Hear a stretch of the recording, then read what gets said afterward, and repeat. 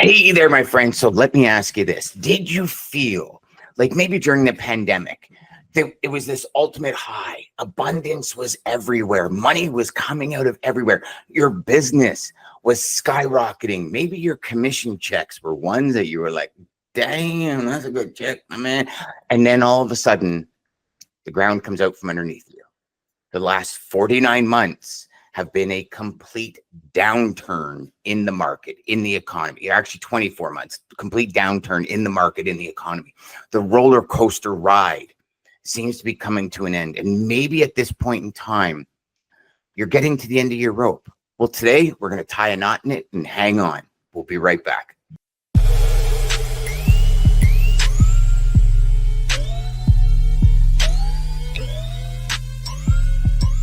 Hey there, my friends. Welcome back to the Logistics Life. And today I've got a great guest. I think this conversation today, well, it's one that, for lack of a better term, we've been waiting a while to talk, Mandy, and, missing each other on this one and that one. But I'm glad we're here today. I think everything happens for a reason. And so Mandy, the therapist, is going to talk to us about experiencing these highs and lows and our ability, what we need to do as sales reps to maybe get back on the horse and charge at it again. Mandy, just to kind of give you some background of what we're facing right now, right? So we've been probably close to 2.5 years now, if I had to guess, maybe more like 2 years, where it seems the bottom of the logistics world just fell out. Right. So much money, as we were talking about off air, so much abundance, so many things happening. And then as soon as it became a shipper's market, for lack of a better term, and for all you shippers out there, I'll use the term, but y'all know what I mean. It was like all of a sudden there's no money. It's all about price. And whatever their perspective is, it was a shift in market, right? Supply and demand. It's like everything. And now we're coming into what would normally be the busy season. Now we've got this ILA strike on the loom out on the East Coast, which could totally flip things again. Customers getting stressed, people. So it's almost as if we feel like something's shifting because rates started to turn. And then there's one more thing that we get. And my first question to you is, like, do you have other people that you speak to, obviously not giving anything away, but that kind of feel this way, that there was this big high and now it's a big low, or is it industry specific? Yeah, absolutely. It's I think it can be industry specific, but I think what you're talking about is an experience that everybody has at some point. I mean, even though the pandemic provided resources financially, what you're talking about everything going great, and then all of a sudden the bomb drops out and there's all this uncertainty, there's all this anxiety. I mean, I can think of many times in my life when that's been a case, whether it's been related to my work or not, right? Mm-hmm. And so I think that's part of the nature of life. And so I think with that is understanding how you are responding to what you are experiencing, and what do you do with what you do have control over. Mm-hmm. And so when these extremes happen, there's a lot that's going on, obviously externally, but a lot that's going on internally. You're getting the adrenaline rushes, the cortisol dumps, and then you're getting the dips and the lows. And so one of the things that's really important is to start thinking about, how are you showing up in this crisis? Because what we think about what we're experiencing, what we believe about ourselves and what we're experiencing, is the very thing that your mind will find evidence for. Yes. Meaning, so there's a part of our brain called the reticular activating system, and that part of the brain picks up on what's important to us. So if I go around thinking, so it's the same thing as, I don't know if you've ever bought a new car before, and then all of a sudden you see that car everywhere, or you get those new shoes and all of a sudden you see those shoes everywhere, or whatever it may be. So we do this with what we think about ourselves. If you're in if things have become scarce and now you're in a scarcity mindset, and you are now feeling powerless and helpless and responsible for everybody and everything, and there's all these negative thoughts and pressures that aren't getting dealt with in healthy ways, what's your mind going to do? It's going to Focus on find the ways you're negative. powerless. It's going to find ways to be helpless. It's going to find ways to confirm whatever it is you're thinking and feeling. And so our mindset in this, your mindset in this, is the most important thing. Now, anxiety is a real thing. And really, so what's the difference between stress and anxiety? Stress is a nervous system response to something that has happened. Anxiety is a nervous system response to something that hasn't happened yet, that Yes. you're worried that will, right? And so would you say that, with your company, that you guys are pretty resourceful? Yes. Right. Do you believe that you all will survive this? Yes. So then what do you feel like, from what you're noticing, is the biggest challenge going on that keeps everybody stuck? So if I were to kind of process the last, call it, month of conversations with sales reps, managers, that kind of stuff, I see for the majority of sales reps, it's the consistent rejection. And, Right. and I think that honestly is the biggest thing that they're facing. And I noticed a real pattern is sales reps that got into the industry, like just as COVID was hitting, they're actually having a worse time than somebody that's been in the industry 6, 7, 10 years. Now, I've spoken to some 15, 20 years in the business, and they're like, I've never seen it like this. But I think if we've lived through one of these before, whether we call it a drop in the economy, a recession, whatever we want to call it, like we had it in 2008, 2009, right? I think if we've lived through it before, we understand that in order to have a mountain and in order to stand at the top of the mountain for your success, you have to have a valley. You can't have an up without a down. You can't have a left without a right. You can't have a front without a back, right? Right. And so I think there's that piece, right? Yep. And then I think there's another piece, and this is particular to managers and owners. A lot of the conversations I had, they're saying, I don't get it, Dan. Like, it's not like my team doesn't have time to make calls, right? Like it's like they have way more time than they've ever had before because we're not as busy. We're down 33, 44%, that kind of thing. Why are they not doing it? And so, I sit there and I say, it's a great question. They're not motivated to do it. And whether they just are sick of hearing no. One gentleman and I had a conversation 3 months ago, about the rejection whiplash. Yeah. And the rejection hangover effect that's happening where, as a human, I think for most people, and, unless the rejection, I think at some point, most people take that rejection personally, right? Where I've always tried to, when I come through my office door, when I go through the door of the office, when I go to the office or my home office, I set triggers, right? Brendan Burchard, coach of mine, he taught me about this trigger idea where when I set a trigger, so when I walk through the door, mentally, I stop and I go, okay, I'm putting on my bulletproof vest. Right. And every no is going to be a bullet that hits me. But the beautiful thing is at the end of the day, I take my bulletproof vest off and Dan's not hurt. Right. And, right. and I think, obviously that is a mindset, but I also think it's an experience thing because I like to believe, and I'm sure, a lot of people are going to laugh, but I like to believe everybody has the same passion I have for what they're doing. And I know that's not true, right? But I choose to believe that. So I have a lot of passion for what I do when I'm selling. I have a lot of passion for building teams. I have a lot of passion for motivating people. But I also know not everybody's going to get it. Some people are going to be like, whoa, time out, man. You're way too much. And other people are going to be like, yeah, we need this, right?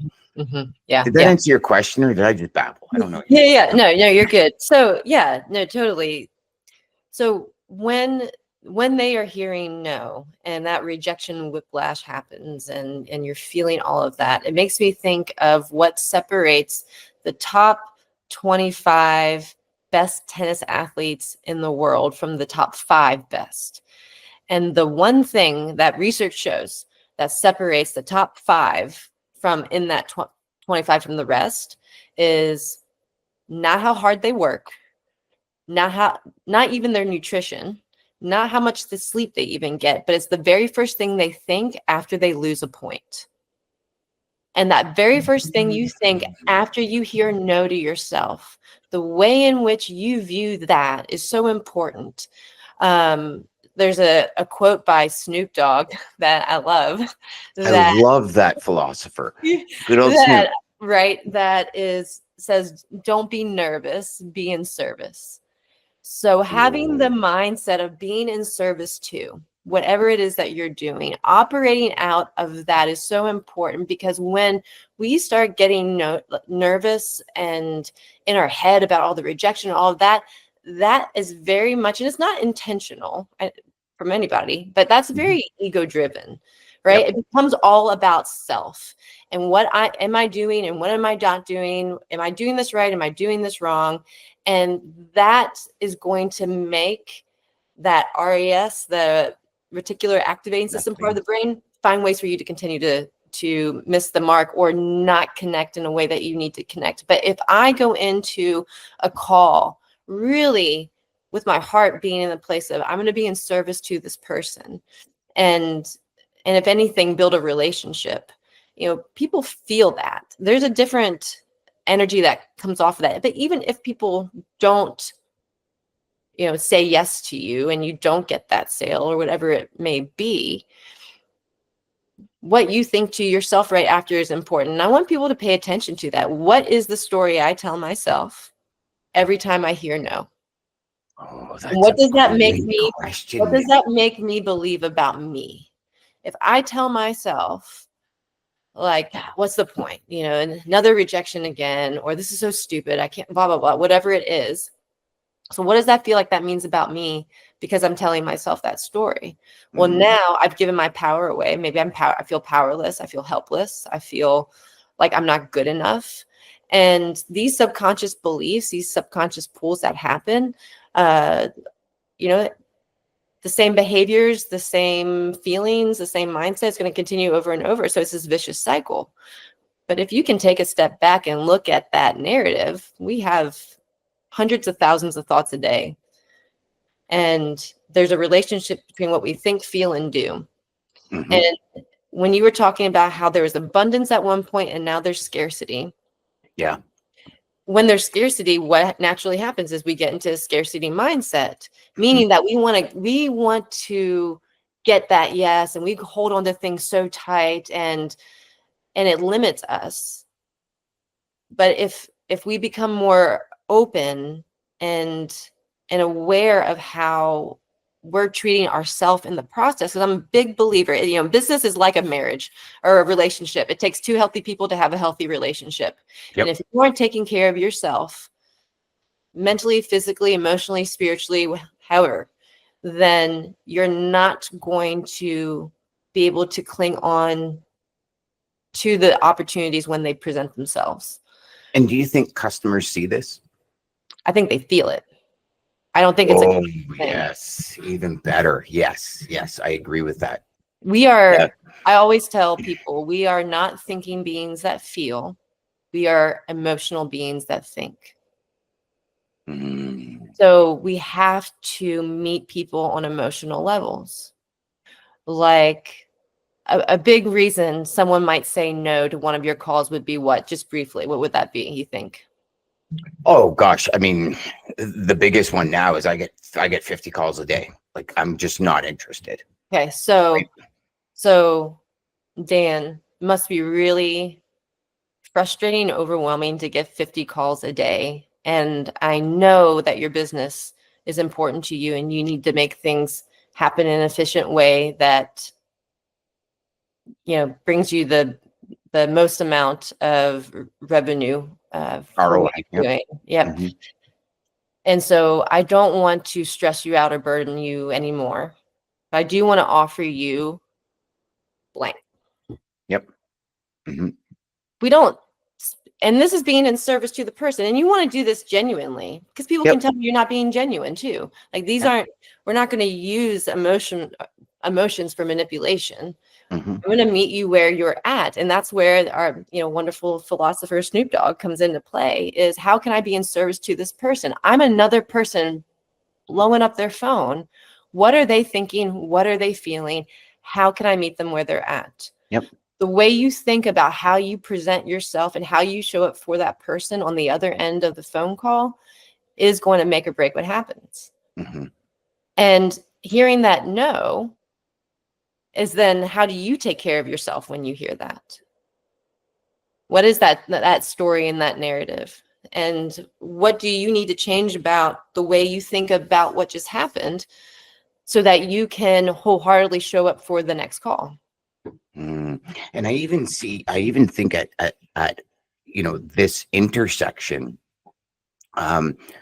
it's interesting because my brain's going back to about 10 different things you said just in the last 15 minutes. And one of them was, you buy a car, you start seeing that car everywhere.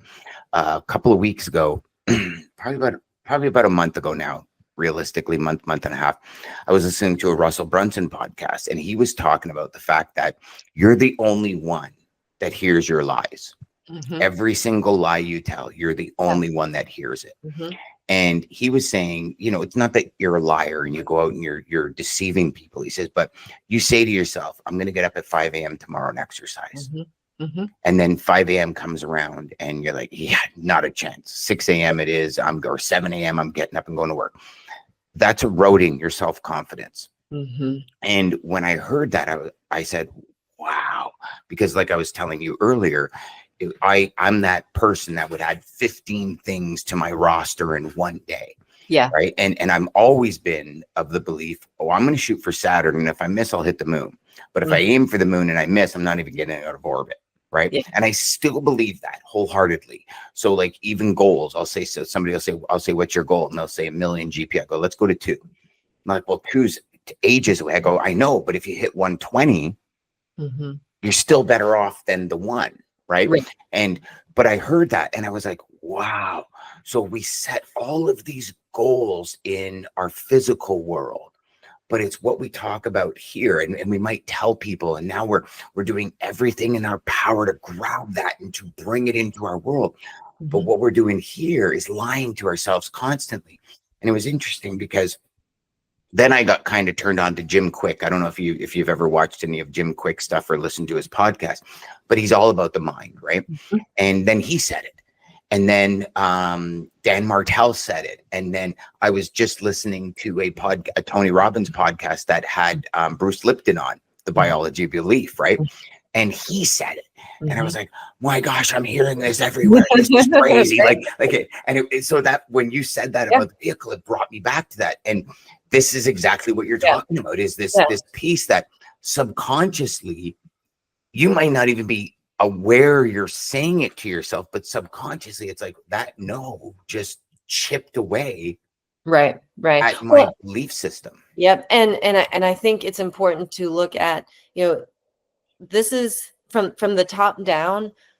People who are the leaders who are responsible for leading the sales team, and then the person above them and then above them, have to be doing this and modeling it for everybody else. It's the same thing as stress with children. Everyone's like, why do kids are so much more stressed now than they used to be? Well, our world's more stressful. But what research shows is that you can test how much if you test cortisol in a kid, they pee in a cup, you test their cortisol, whatever. There's a direct correlation between their stress levels and the relationship between their parents. They'll be able to tell you how stable the home is based off of that. And I'm using that analogy is because how stable your sales team is going to be a reflection on leadership in general. And leadership has to have the same approach. And how do I lead with empathy? How do I lead in modeling that my health and well-being comes first?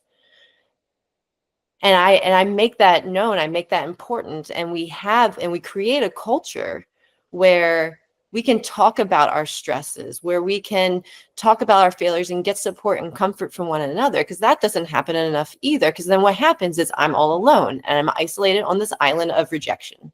And that doesn't help anybody. But our leaders have to be the one doing their own work on their own mind, body, to create healthy environments for everybody else.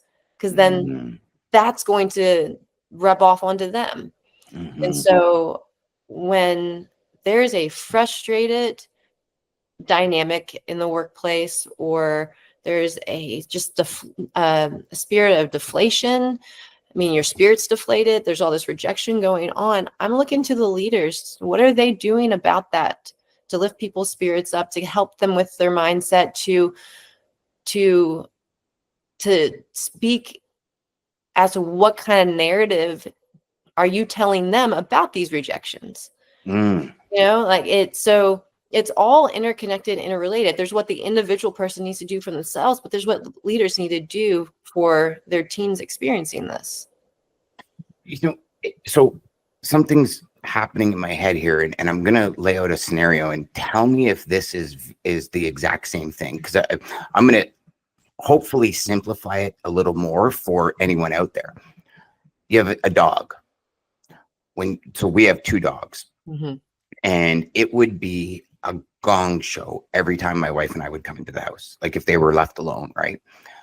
But it's like we would walk in and go, "Oh my God, hello, how are you?" Like, and come in and give me cuddles, and they would just go nuts. And then my wife said to me about 2 months ago, she goes, "Okay, when we go in, let's just be calm, lower our voices, just be like, 'Hey, how you doing, guys?' And we can pet them and we can enjoy." And it was like 2 different dogs.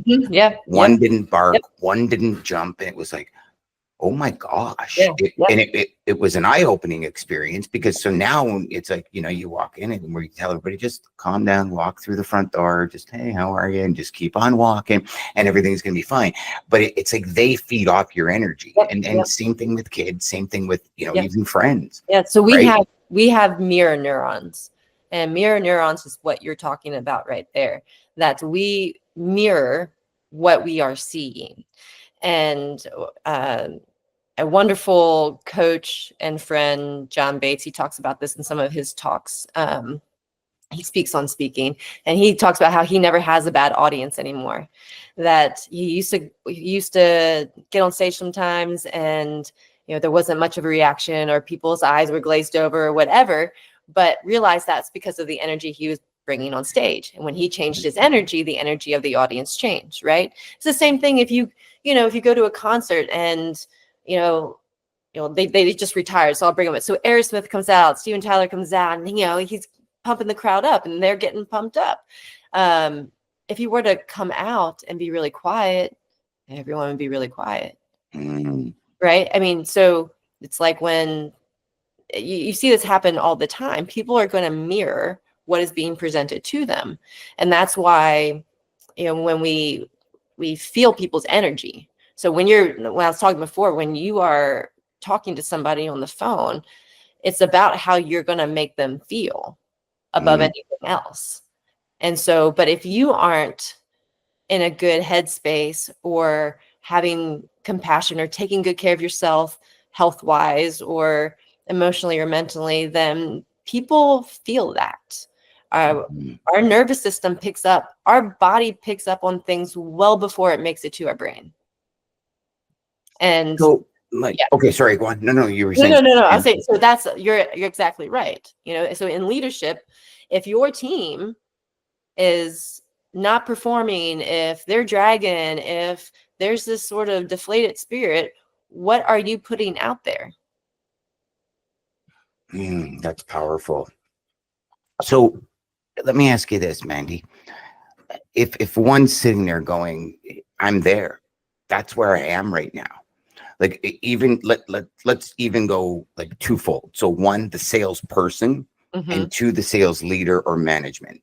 Yeah. What would be suggestions for both parties to get out to ramp it up and just get that excitement back, get that energy, joy, ambition, drive, desire back?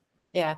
Well, I mean, I think it's everyone getting on the same page, and let's talk about how we are feeling about this. Everyone knows what they're experiencing internally, but is anyone really talking about how they're feeling, how this is affecting them? We have to validate what our experience is, and to be able to sit down with you, like, if you share something with me, Dan, and I say back to you what I know that you're feeling and experiencing, you feel seen, you feel heard. So what are you going to do? Do the same thing. Yeah. And are you going to be more motivated to work for somebody when you feel seen, valued, and heard? 100%. 100%. So I think it's not pushing feelings under the rug, because that's the misconception, is that this is work, this is an emotional thing. Having emotional intelligence doesn't mean you're emotional. It means that you're acknowledging the fact that we're human beings and we're having emotional experiences, right?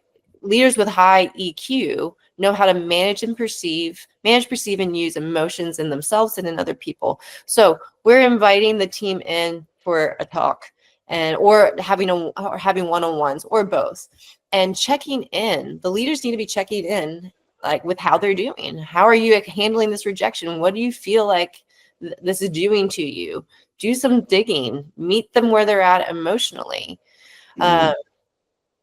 Because the lack of motivation is going to come from an emotional part. So if people don't feel like they're connected, and they don't feel valued, seen, heard, and have a reason for why they're going to be pushing so hard even after the no's, they're not going to want to do it.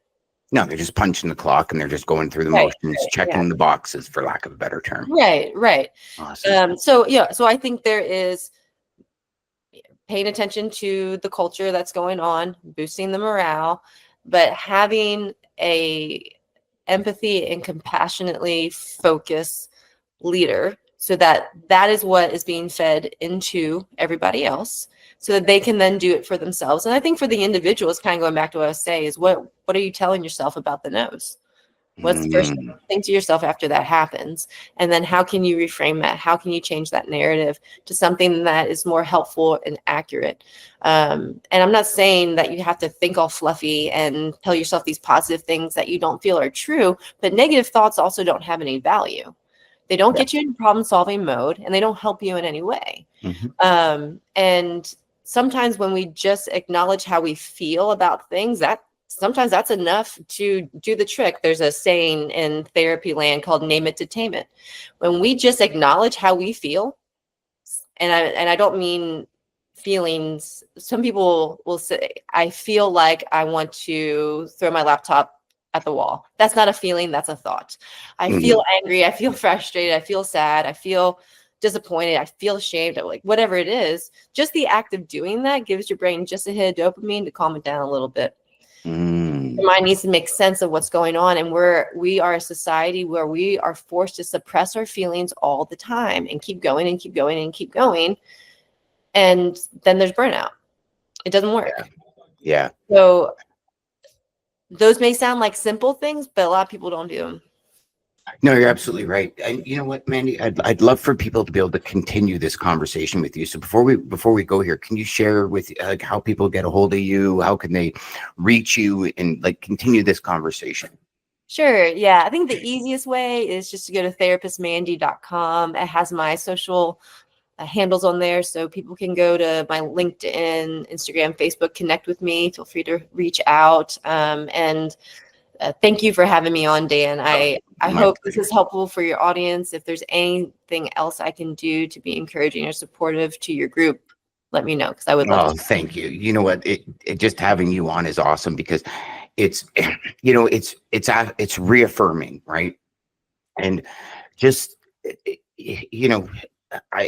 I'm constantly listening to personal development and business and productivity, and just the one piece that you said that really resonated with me. And you said a million things that's going to resonate with a million different people. But to me was, when you hear the no, you don't even do you consciously say to yourself, all right, another one, let's go. Or it's like subconsciously, it's saying ding, ding, ding, ding. And eventually that speedometer that you wake up with that's charged and you're redlining, I mean, you're way down in the 1,000 RPM range, right?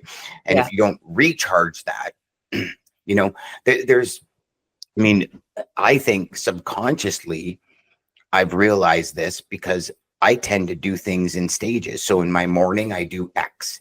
In my afternoon, I always do Y. Mm-hmm. And I do that because I understand my energy levels, but it took me getting in tune with that. Yeah. You know, I ask myself a question every day: who needs me on my A game? And I look at that question throughout the day when I get these feelings of, oh, I'm just, I'm like, okay, if this person needed me in the time of like desire, I would be there. And then one of the last things I ask myself is what would really make me fulfilled at the end of the day? And I said, just taking 1 or 2 steps towards my big dream. Yep. Because again, Brian Barlow taught me inch by, and I mean, I know he didn't come up with the saying, but inch by inch, anything's a cinch. Mm-hmm. And you know, it was interesting. I'll close out with this. So I told you I just listened to a Bruce Lipton podcast. He said, mind is the matrix of all matter. Mm-hmm. Right? Like, how awesome is that? And Matrix is like my favorite series ever, because I think it is the essence of what we live, right? When we wake up and realize what's out there for us, what's out there for our companies, what's out there for our customers. I mean, it's a whole different world. And it's a world that I think is limitless. It really is. Yep. Well said.